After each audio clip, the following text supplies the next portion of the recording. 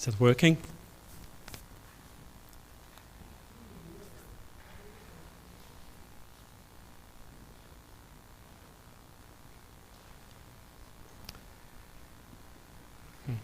Well, as Larry just announced, for those who didn't know, we were not here for about 2 weeks. Just first to say our thankfulness that we have been protected. The Lord looked over us. We've spent about a week in Korea and a week in Japan. On the way to Korea, we were fortunate to meet Brother David, that you all know, especially from Sydney, and his wife. We spent one evening with them. They're sending their greetings. And in Korea, there was a medical seminar together with there was a special meeting where there were 5 elders ordained in Korea. It was very nice, and to see 5 elders ordained in one go. It was very, it's uplifting. They all sent greetings. The weather was humid, hot, and Dr. Dragan and his wife, they arrived from Europe. And after this week in Korea, we went to Japan. Again, very hot and very humid. Spent beautiful time there. I always enjoyed Japan. And on the last Sabbath, we went to the church at Cebu area. I know we just have to catch a Cebu-Chichibu train that goes about an hour and a half, 2 hours from Tokyo, and we spent time there. Greetings from people from Japan that you know is Tomomi. She spent about 10 years ago 4 months here, and she sends greetings to all the people here. That's from Japan. Well, as I mentioned at the beginning, it is a pleasure being back here, and we will go through a study. Before we go into it, I'd like to mention that in olden times,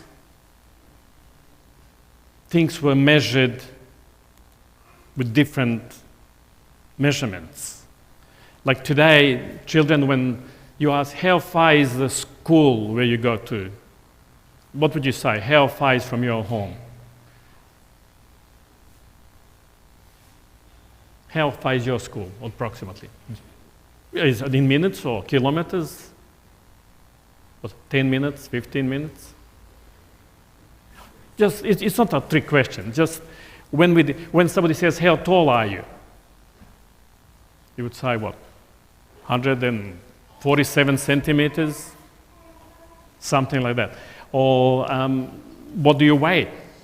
We answer, at least in this country, we answer in kilograms. In old times, in biblical times, there's cubit is mentioned, a stadium is mentioned, ephah, that's for weight, or cubit or stadium is for the length. And at different kingdoms and different countries, they had their measurements. They were not always corresponding with each other, but the system had to work, either traditionally or how they decided to go. We go back closer to Middle Ages. Talk about feet. And if you buy something, you're buying so many feet in length and width or square feet. And everything's okay while people understand that they are talking about the same thing, about the same measurement and same value. But what would happen when dispute arises? Middle Ages, a special material is somewhere from Middle East or who knows where, and I sold you this much, no, you sold me this much, and dispute arises. It goes before the court. How would they fix or make a ruling on these disputes. Let's say somebody says that they bought some special material. I said, I sold you 27 feet, and they said, no, it was 26 and a half. How do you fix the difference? Do you know how we're doing in the Middle Ages? Dispute arises, how do you fix? Because, we all have feet, but not our feet are not the same length. Rulers of the city or province would say, okay, we'll sort this out after Sunday meeting in church, get the people out of the church. That's one example. And they would say they count the people, and every 8th person, whatever it is, or maybe every 12th person, or every 14th person, they just put aside, and they have a group of maybe 11, 12, 13 people. They measure their feet, get the length, divide that by whatever people are, and they said, this is the length that will be now used in solving this dispute. See? Some feet were traditionally this length, some were arbitrary, and some were perhaps for personal gain, to trick others. So there must be, from time to time, they had to decide what is actually the measurement we're talking about. The reason that I'm mentioning these measures and values and decision making is connected with our study today. But that's why I just wanted to ask young ones, but probably older ones maybe haven't heard. When I was reading this, I thought this is very interesting. You stick to something for years, for generations, then suddenly you have to redo it and make a decision what is right. So children, you're welcome to stay, or you can go back to your places. It's up to you. We will go into our presentation. And as we read at the beginning, we'll repeat again Matthew 24, verses 3 and 4. Matthew 24. I hope if you can manage to have on display, on screen, that would be good. Matthew 24, verse 3 and 4. And as he sat upon the Mount of Olives, the disciples came unto him privately, saying, tell us, when shall these things be? And what shall be the sign of thy coming and of the end of the world? Verse 4. And Jesus answered and said unto them, take heed that no man deceive you. For me, that was always an interesting answer. From young age, as soon as I could think, Jesus is talking about future. Disciples are with him for years, months. I don't know when that was, maybe in the beginning or whatever. But it was some time they're listening about future events. And then, as he went for a little rest, disciples come privately and say, tell us now when this will be. What's the sign? How will know this is happening? And what? And Jesus puts the calendar and says, what the first words that come out of Jesus? Take heed that no man deceive you. Why such an answer? I think we'll come into that. Let us read a few statements from the Bible. 2 Peter chapter 2, 1 to 3. 2 Peter chapter 2, 1 to 3.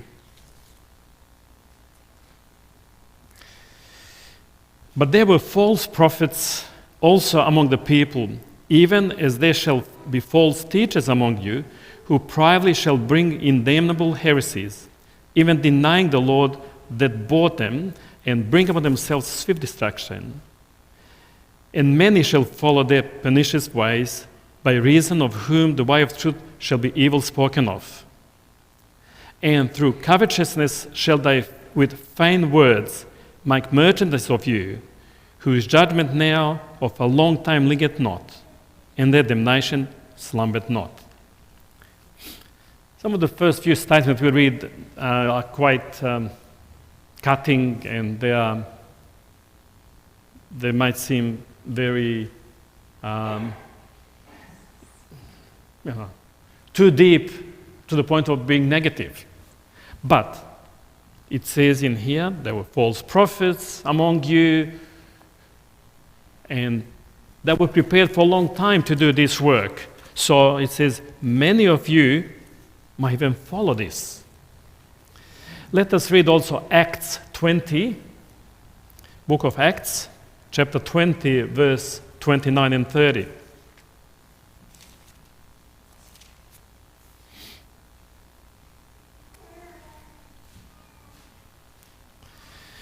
For I know this, that after my departing shall grievous wolves enter in among you, not sparing the flock.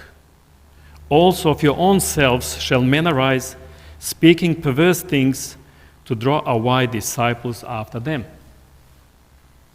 Another quite direct warning. There will be, and these are warnings by apostles. In Matthew, Jesus says, take heed that you are not deceived. And then we have Peter, we have other apostles that are repeating these warnings in slightly different words, but to the same point. Galatians 1, 6 and 7. Galatians chapter 1, verses 6 and 7.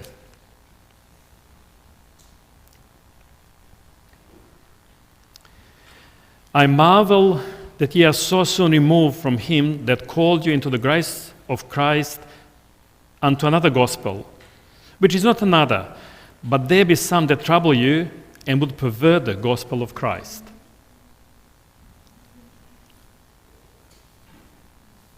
Apostle Paul is saying that it is a real wonder. How can you be established in one thing and then somebody comes and you are easily moved? You just accept another doctrine.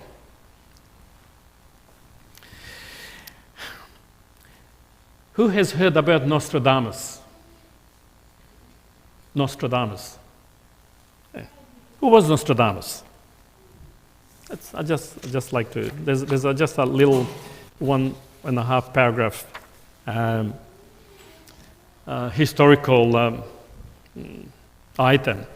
He says, on December 14, 1503, in Saint-Rémy, France, Michel de Nostradamus was born, the first son of Jewish parents.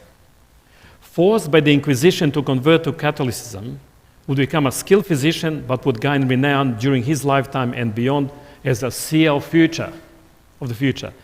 Growing up, he spent much of his time learning languages, math, astronomy, and astrology from his grandfather, Jean. Later, he attended University of Avignon, where he studied liberal arts. Afterwards, he graduated from the medical school at the University of Montpellier and began a private practice where he succeeded at treating plague victims in Montpellier and the surrounding areas. So he was a learned man.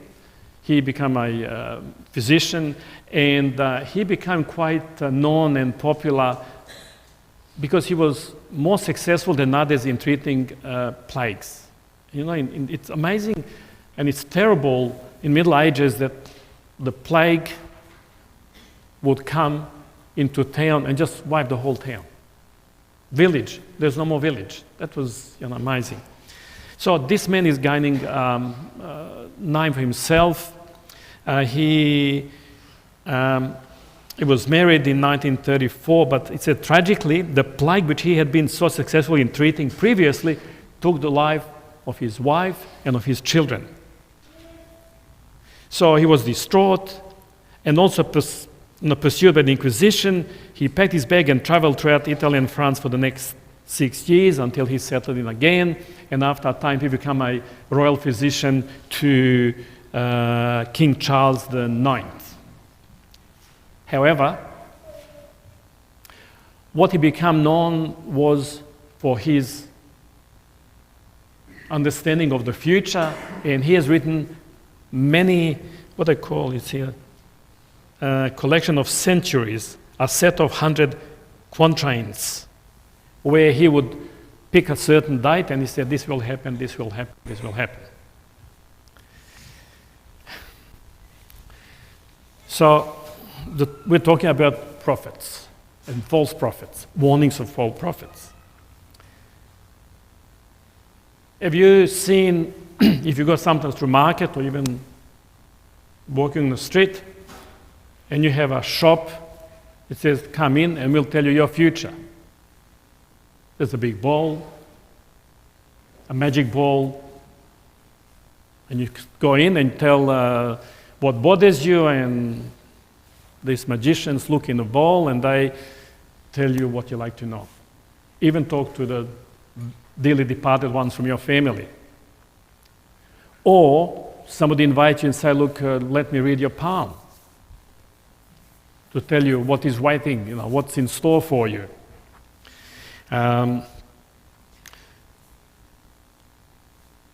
Coffee reading. I mean, when I grew up in area, people always, when they drink coffee, they read the future, or events, what will happen. You probably all heard of that, or have maybe seen. Horoscopes. Oh, let's see, which month you're born. Let's find out, because we'd like to know what the future is. And it's quite inviting. Then we hear different cults. Remember, I think in 70s and 80s, there were quite massive following in Korean cults. There were these teachers who really energized people, and they had hundreds of thousands of followers, and they had these mega churches. People followed. Terrible event in, what's the name of that cult in, was it Arizona or something, where they all killed them? No, not David. That was before, in 60s or 70s. There were. That's it. Yes. Yeah. And also we come to dividends as well.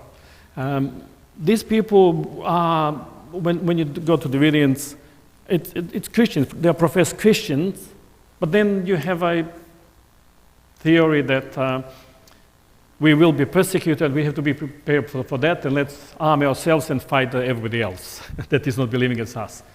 That is, unfortunate, and we know how terribly that ended.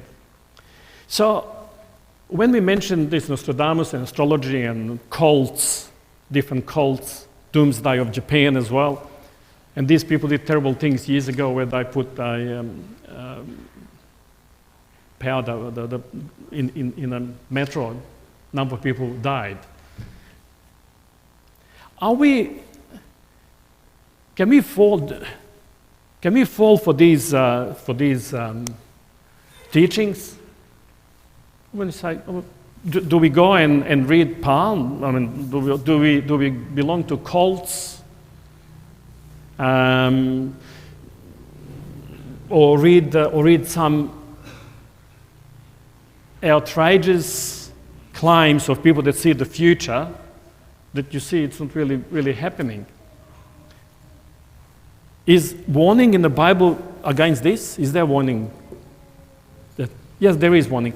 But is there something more deeper than this? What these warnings are? If we will not fall for these cults, why Apostle Paul is marveling and says, and only a few days that I left, you're following something else.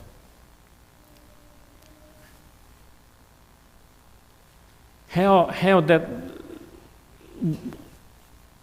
if we cannot fall for this, why Apostle Paul is marveling about falls of the so-called believers, of going away from what is right, of going away from what is basic knowledge. original truth? Is that maybe because some of the teachers of these theories are maybe not that visible? Maybe they're keeping very low profile.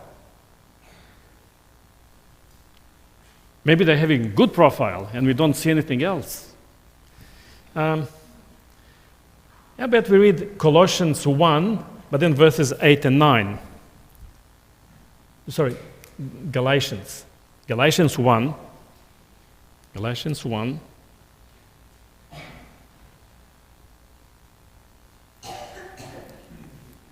Another warning. Galatians 1, 8 and 9. But though we, or an angel from heaven, preach any other gospel unto you than that which we have preached unto you, let him be accursed. As we said before, so say I now again, if any man preach any other gospel unto you than that ye have received, let him be accursed.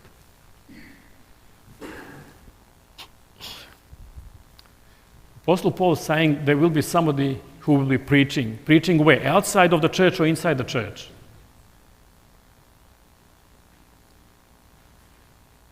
What's the warning? For outside of the church or inside the church?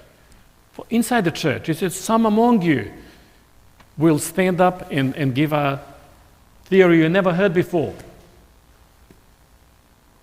And if that theory has no connection from what you heard from the beginning, don't take it. Don't go for it. Jude, book of Jude, verse 4. Book of Jude, verse 4.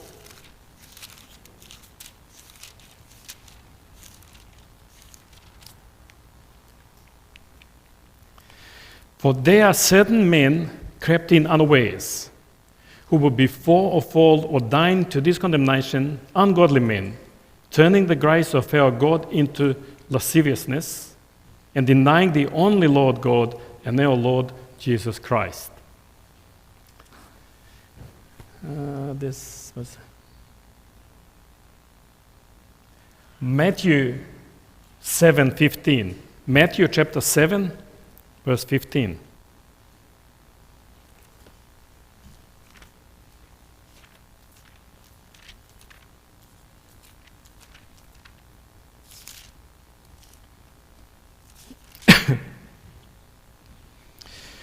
Beware of false prophets which come to you in sheep's clothing, but inwardly they are ravening wolves.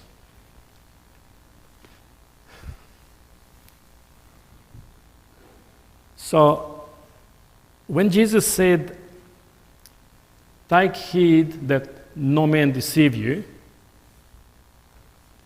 he had in mind different people with different prophecies, but he was also pointing to those that are clearly from outside, members of the church, and are always ready to give you a new exciting news, a new exciting light. Are we to, do we believe in light being greater and greater? We do believe that the light grows, that the knowledge grows. In eternity, we will be learning forever. Today, we have to learn forever. But you hear something, and then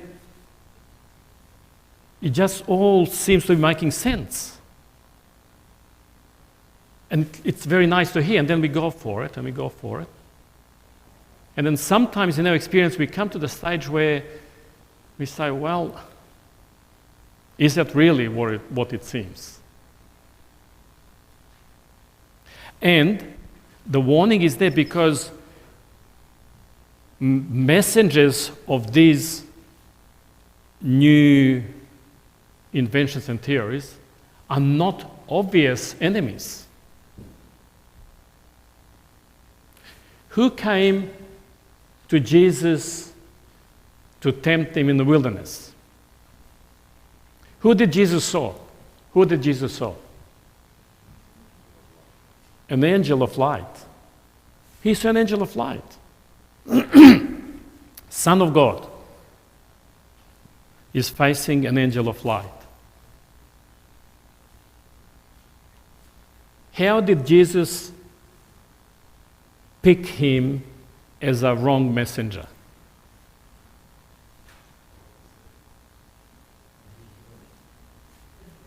By the words that come out of Lucifer's mouth. That angel of light, you know how terrible is, years ago when I was preparing for some other study, it says that civil war in the United States from 1861 to 65 or 60 to 64 was a terrible bloodshed. And unfortunately it is, slavery had to be stopped. And the north of the states took too long to actually act upon abolishing slavery. They just let it go. And the South was so deeply engrossed in keeping slavery that it came to a stage where the heaven itself was, all in the awe of what is happening. And Lucifer and his angels were there present in uniforms, just pushing people to kill and to kill. That's an amazing statement from Spirit of Prophecy, that so many people lost their lives because Lucifer and his angels were there. There were generals who were promising the victory just in the next half an hour.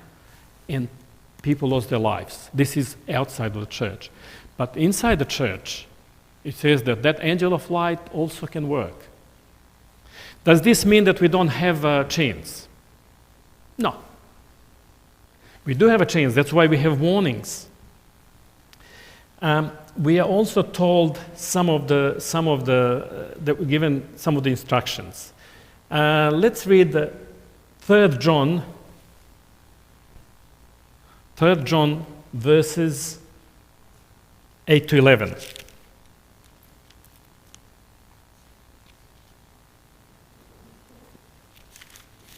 John 8 to 11. We therefore ought to receive such that we might be fellow helpers to the truth.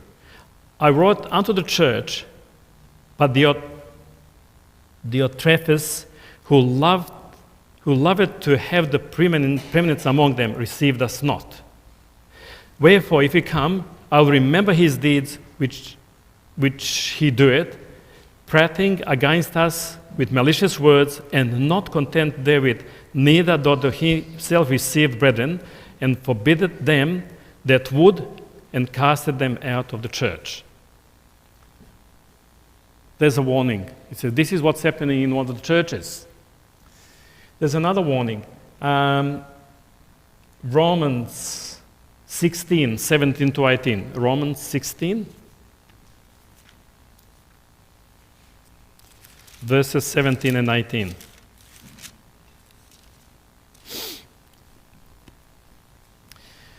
Now I beseech you, brethren, mark them which cause divisions and offenses contrary to the doctrine which ye have learned, and avoid them.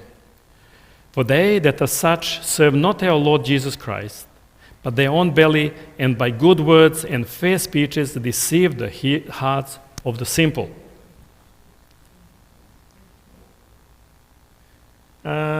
Deuteronomy 13, 1 to 3. Deuteronomy 13.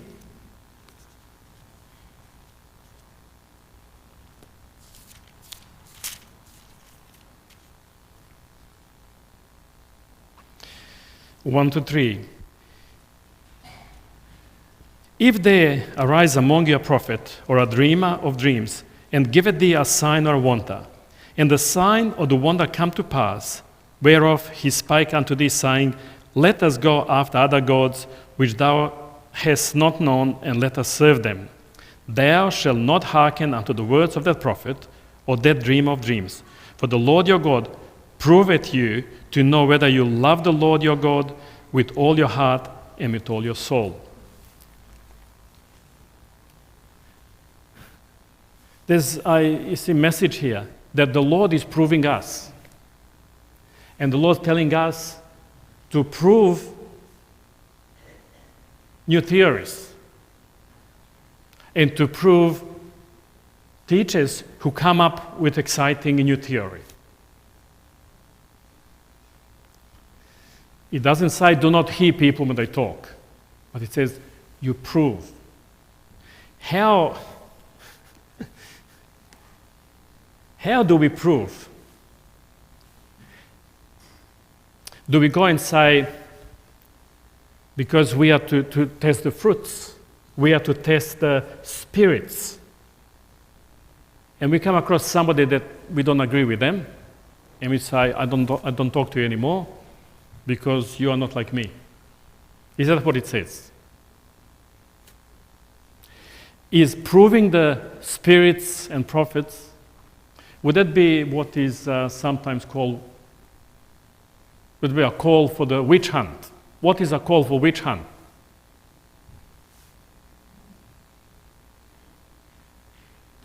That's when we move from being reasonable and judge on words, on its merits and deeds, when everybody that doesn't agree with me should be condemned.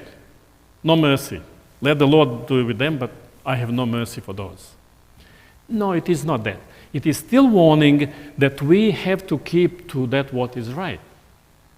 And how do we know what is right? See, centuries go, decades go, years go, we go over experience, and sometimes we are governed by the traditional experience, sometimes it's rule of the church, society, where we are. And after a time, we come to a group of people who says, well, something's not right. It's there, but something is not right. Where do you go then? You know, when in the beginning I mentioned that when people have argument due to measurements, and they are not the same or they are differently interpreted in different countries, they have different values, until 1874, until 1875, there was no uniform method of establishing weight or mass with precision. And then at the Trade Fair in Paris in 1875, people from different countries and scientists decided to establish a uniform measurement. And that's when kilogram was born, and a meter was born. How they organize a kilogram? It is a amount of the displaced 1 liter of water at the sea level, at certain temperature. That is 1 kilogram. But how do you create this 1 kilogram? So they built, it says, but scientists did not have a standard way to measure mass with high precision. So they solved the problem by creating a cylindrical hunk of mass called the International Prototype Kilogram, IPK, International Prototype Kilogram. Made of platinum iridium alloy, the cylinder weighed 1 kilogram and represents 1 unit of mass. In the 1880s, about 40 of these prototype kilograms were distributed to countries that signed the meter convention. And the mine prototype sits in French vault. What does that mean? There are 40 distributed to countries that signed the agreement. And the interesting thing, the fact is, United States was among the first 3 or 4 countries that signed the metric convention. And I asked one engineer when I was there, I said, how far did you advance? He said, we signed the convention. The rest of the world is in tune with the metric. What happens if Somebody says, well, maybe our kilogram is not the same anymore after 100-something years. You go to the prototype, measure that, and that's how you work out whether you are on the right track. How do we know what is right? Well, very, very simple. This is not. We have warnings, and warnings are given because there is a chance to fix things. That's why Bible is full of warnings, and those warnings are not saying you're condemned. The warnings are saying you can be rescued. But something new comes. Let's say we are probably, most of us, aware and with that lately, last few years, the divinity of Christ is being questioned. How old is Christ? Was he from forever, or was he born? Let us read this one. John 1, 1-4. Maybe the answer. John 1, 1-4.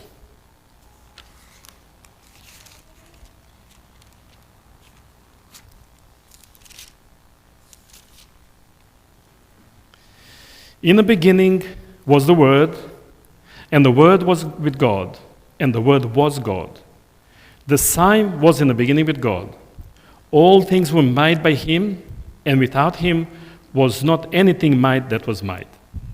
And verse 4, in Him was life, and the life was the light of men. We are Christians.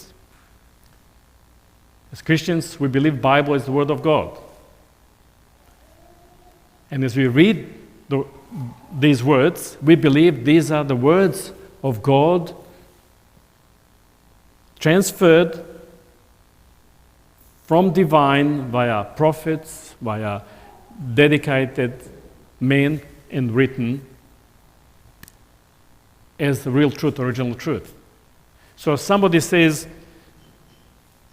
questioning and saying, this is all nice, but there is possibility that Jesus, and I believe Jesus is Son of God, and I believe that He lives forever, but maybe it's not what it says. I don't know how I read it. Says Jesus was from ever, it says from the beginning. He still is. Jesus is life, and Jesus is light.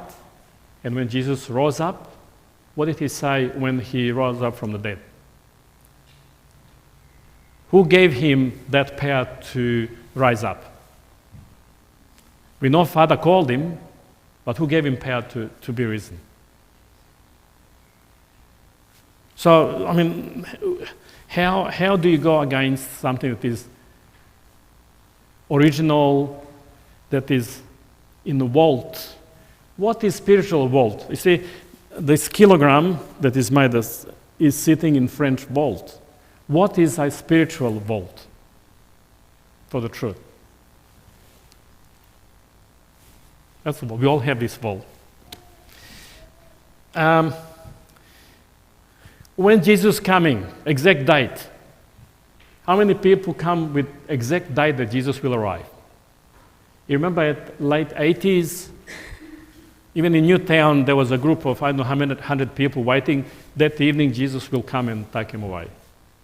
And they come with their bags. They couldn't bring their houses. In the morning, cameras up, they're all coming disappointed. Who has the date for Jesus' second return? Without reading, who has it? Father has it. What does even Jesus say? Who wants to see this date? Not only human. Who else wants to see the date? Angels of heaven. But it's with Father. Why do we try to establish dates? Because maybe we feel important by bringing something in. just stating obvious. Is the Sabbath the seventh day of the week? Yes. And is that a blessed day, dedicated day? Yes. Where is that written? Again, in the Bible. These are things that have not changed. These are the originals. I probably mentioned before, but our grandfather, from 1919 till about mid-1930s, was looking at a Sabbath keeper in a village. But he did not know how to ask him, what do you think? He asked an Orthodox priest that. He said, how do we know that we are Christians? He said, because we believe Bible. Okay, what does it say in the Bible about the seventh day? And the priest says, well, according to the Bible, only Saturday is the only day. In our language, there's no Saturday in Sabbath, it's Sabbath. That's how it's called anyway. Here you go, it says Subota. He said, that's the only day. He said, but why do we follow Sunday? He said, well, that's the question we ask while studying. They study 6-7 years, they go study. They ask their professors, excuse me, what does this mean, Saturdays? He said, yeah, kids, that's it. He said, there's no other day. But why we study? Oh, well, because we are Serbs and we are Orthodox and whatever it is. That's our faith. So that's the thing. Is the earth round or flat? I'm standing. And if we did not know, what does it say in Isaiah 40:22? Where the master of the universe sits? Above the horizon or above the circle? The Bible is so clear on things that are basic Christian beliefs. And then we all get excited about new light. And yes, some of the new light is very exciting because something new has come. But if that new is not according to what the original is, that's when we're supposed to test it.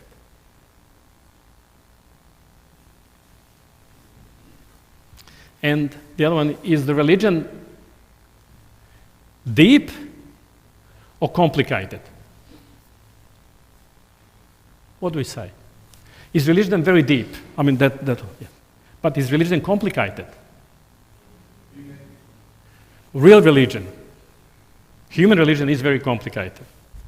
I'd like to finish with this beautiful Bible definition. James 1:27. James 1:27. Pure religion and undefiled before God and the Father is this: to visit the fatherless and widows in their affliction, and to keep himself unspotted from the world. Is religion complicated? Biblical religion. James 1:27. So religion is not complicated. When apostles who were humans like us, we would love to know when events will take part. And I believe I would go to Jesus, he was there, and say, look, when is going to happen? It's all very nice, when's going to happen? And Jesus would answer me and you, take heed that no man deceive you. That's an amazing answer. Why? Because Deuteronomy 29:29 says, what is secret belongs to God. And what is given to understanding, it belongs to us. We have to be prepared to say for some things we do not know. Because we cannot claim to be God. We cannot claim to have light and lie to others. God is given what is open, is given to us. And secret things belong to Him. In heaven, in eternity, we can ask all the questions. Sister White asked Enoch, oh, are you living on this planet? With how many, 2 or 3 sons? Are you living? He said, no, I'm just visiting here. I love that too. There will be travelers in heaven as well. Go and have a look. My wish is that we all can, in heaven, and maybe remember some of the time, good time on earth, and say, well, that was nice, but this is much better. May the Lord help us to be there. Amen. Amen.